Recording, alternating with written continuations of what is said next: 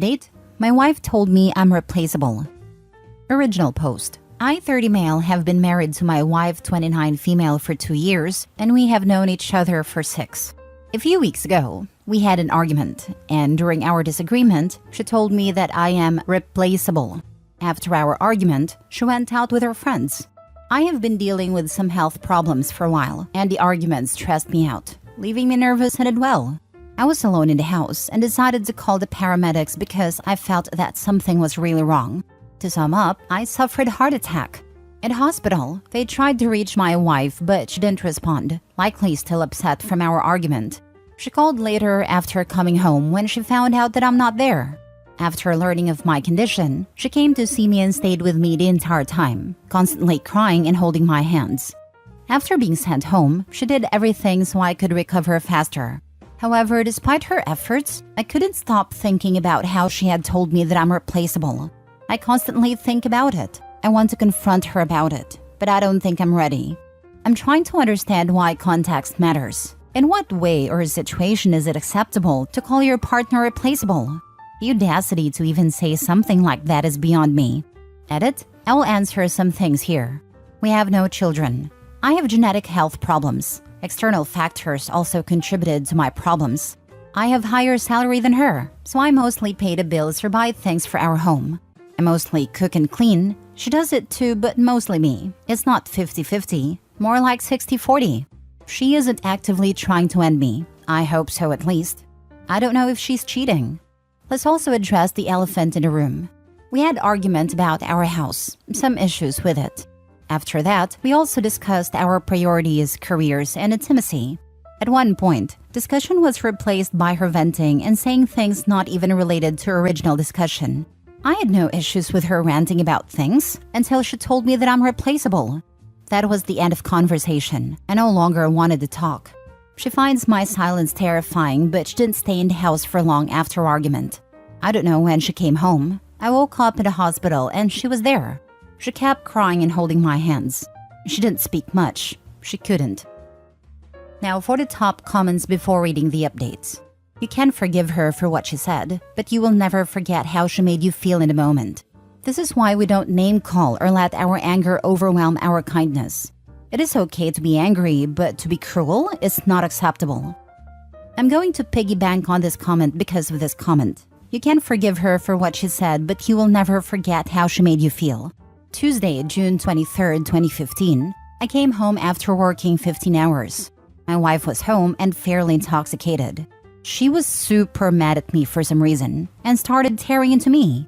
She then uttered a phrase, "I'll take your kids and make you pay." That sentence changed the dynamic of our relationship forever. She has no idea, as I've never brought this up. You can forgive her, but you will never forget how you felt. Yeah, in the early 2000s, my marriage began to fall apart the moment we had a discussion, not even an argument, about finances and work. And she dismissed my being stressed out with, "Well, your job's not as important as mine, so I don't see why you're so stressed." I didn't get into it with her because at least on one level, she was right. Social work is more important than working for an insurance company.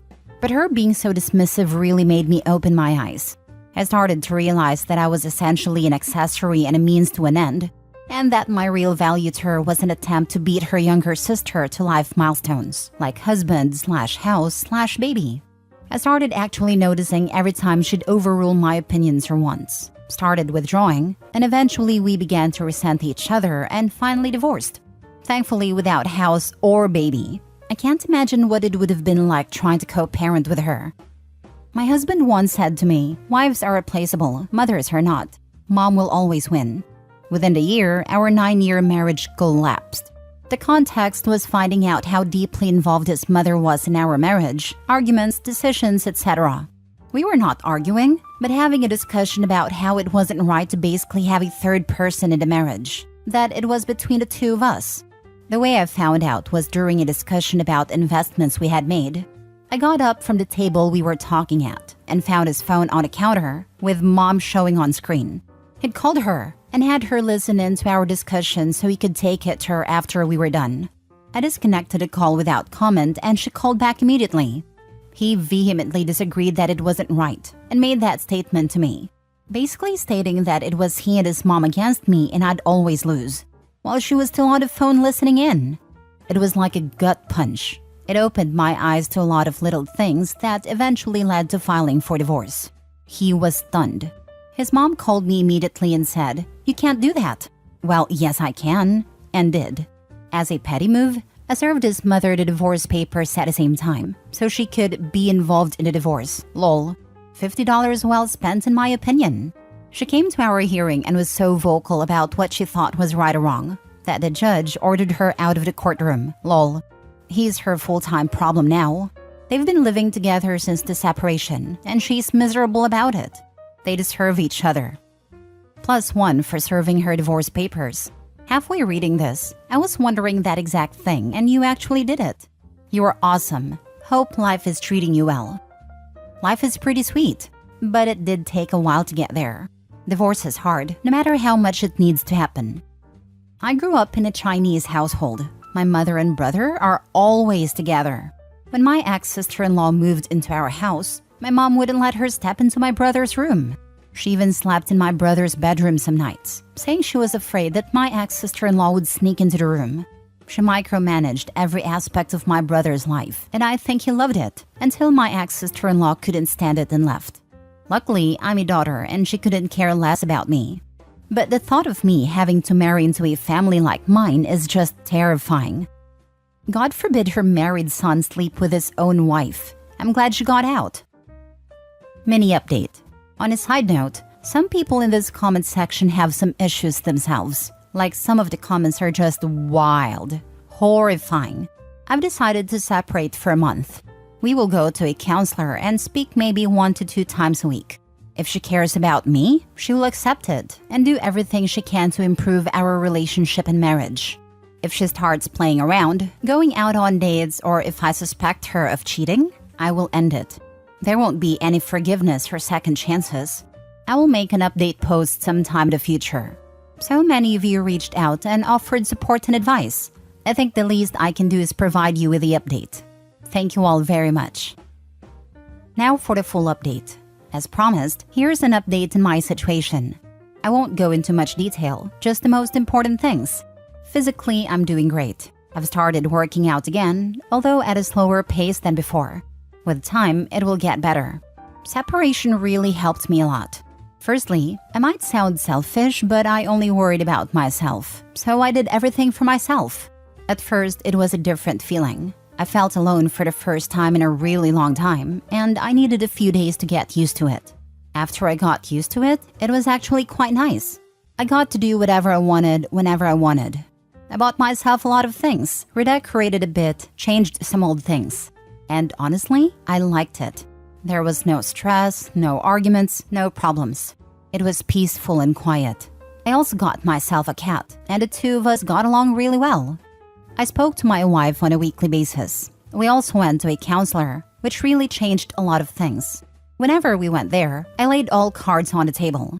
I was really honest, maybe too honest, and I said a lot of things that had accumulated over time. Every annoyance, issue, pretty much everything I thought could be way better. My wife took the separation really hard. It was really bad. For the first few days, she was fine, or she pretended to be, but as time progressed, it was clear she wasn't doing well. What I did was whenever we went to a counselor, I focused only in trying to figure out my marriage and issues with it. But as soon as I left the counselor, I checked out. Like a switch. I didn't want to bring any of it home and disturb my peace. My wife also started individual therapy for her own mental health and issues that have been present for some time. I asked her if she cheated on me, and honestly, I expected some outburst of rage or yelling. But there wasn't any of it. She was really sweet and told me no, and that she understands why I might think that, and she offered her phone and her social media accounts for me to check. For some reason, I decided to be a prick, and I told her that maybe she deleted and covered her tracks. She has no proof of anything. Again, no yelling or anything, just a really sad look in her eyes. I realized that I went too far, and I apologized. Time passed, and I decided to let it go. So I told her that I forgive her and that I will give her another chance. Honestly, I wanted some form of revenge, but while revenge might be sweet, everything after it is bitter. I also told her that I won't forget her words. Anyway, she came back to my house and everything changed. No longer am I doing most of this stuff. She now works just as hard, maybe even more than me, and she doesn't allow me to do certain things, much to my annoyance. We will continue going to a counselor for a little bit longer, and she's still going to her individual therapy.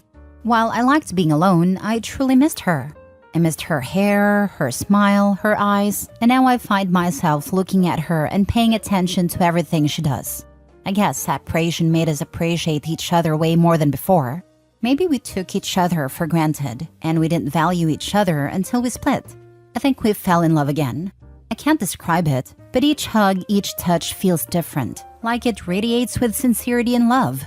As for the future, I'm planning a trip in secret as a surprise, so we can go out of town for a few days, just the two of us. Time alone really helps me relax and not worry about unimportant things. I focused on myself and what I want my marriage to be and my life. So now I'm going to work towards that.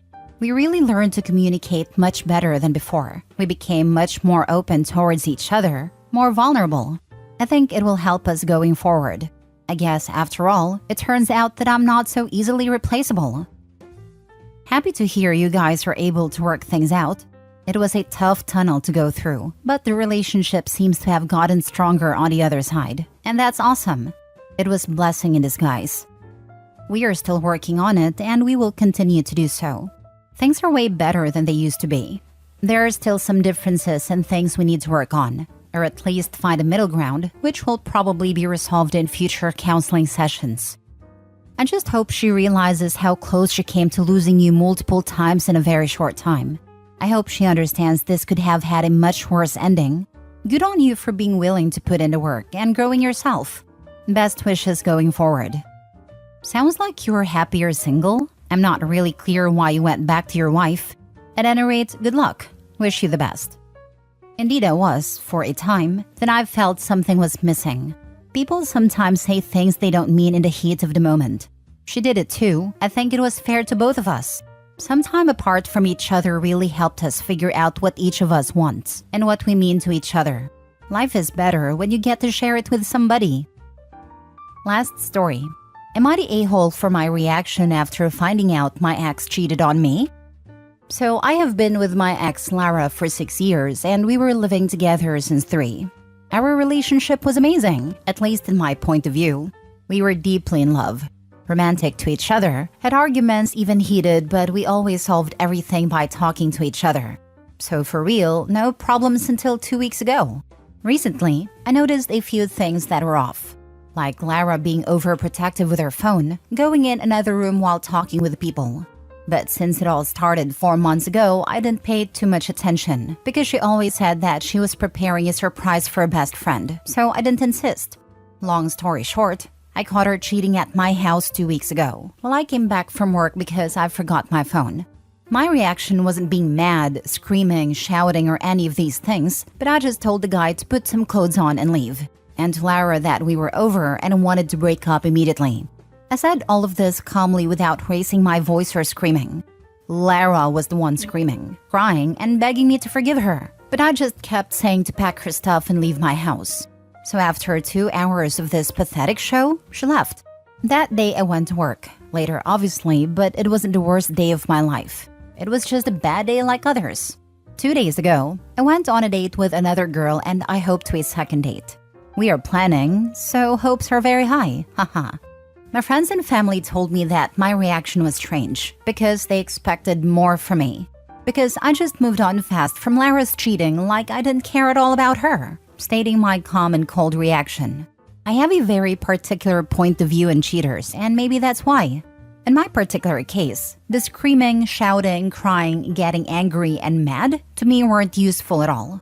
Because they don't bring me anything of good, nor will they relieve my pain and suffering, so I do something that doesn't bring me anything of good. I mean, she cheated by her choice, we broke up and that's all. Why should I cry, get mad, or angry because Lara cheated on me? She's just a loser, and took the consequences of her actions. And to me, that's all. Obviously, in these 2 weeks, Lara's talked to me on social media, and texted me and called me like 100 times, but I don't care. I never blocked her and probably would never do because like I said, it didn't bring me anything of good or bad. I'm just indifferent to it. And a bit because I like to see people humiliating themselves. Lol. So all of this being said, am I the a-hole? Not the a-hole. The opposite of love isn't hate. It's indifference. You were handling it like a man's man. The way you reacted probably hurt her more than anything else. Not the a-hole, but I wouldn't assume that you really cared about the relationship if it hasn't really affected you. You caught your girlfriend with another man in your house and went to work like nothing happened. You could absolutely get mad and cry because you loved this person that you put trust in and spent years with and were betrayed. That would bring out rage and ugly cries in most, if not all, people. And yes, crying and getting your feelings out can absolutely help you feel better. Not sure how to explain this, but all of that is the reaction those pathetic people who cheat are looking for. It's not all men, but a good segment of us just gets indifferent. The feeling we had, that fire and desire for you, got snuffed out the moment we figured it out. Call it cold or whatever, but some guys do just function this way. I had one ex when I was in my teens. It was the whole F you screaming match. Another ex, it was this. I just shrugged it off, told them to GTFO and never talked to them again. Did it suck? Sure. But I can't put the toothpaste back in the tube. I can only control me and my actions. Not the a-hole. You handled it like a mature adult. I don't understand why people make a big show of it and go off the deep end. There's always someone else out there. They may or may not treat you better, but it is certainly not the end of the world. Because people put a lot of work and planning into life with a partner, and this thing most humans have called emotions. I'm not sure what you are on about, but the practical application is that people struggle with made-up concepts like true love, fate, destiny, etc., and can't remove themselves from this and think objectively. And when someone cheats, all of that fantasy is quashed. The facade of love is gone. Move on. The most ridiculous thing is engaging in a physical battle with a man that is cheating with your girlfriend or wife. The man didn't have some magical power or aura that tricked someone into cheating. It was a decision by your partner to engage. They could have rebuffed the advances. Why lose sleep over someone like this? The future is brighter. People have a fear of the unknown. If you move to a new city, you will find a partner. You will find another in your own city if you break up. Everyone is capable of finding love anywhere, anytime. The next relationship could be better or it could be worse. People have to get over the irrational fear and quit allowing themselves to be trapped in bad relationships.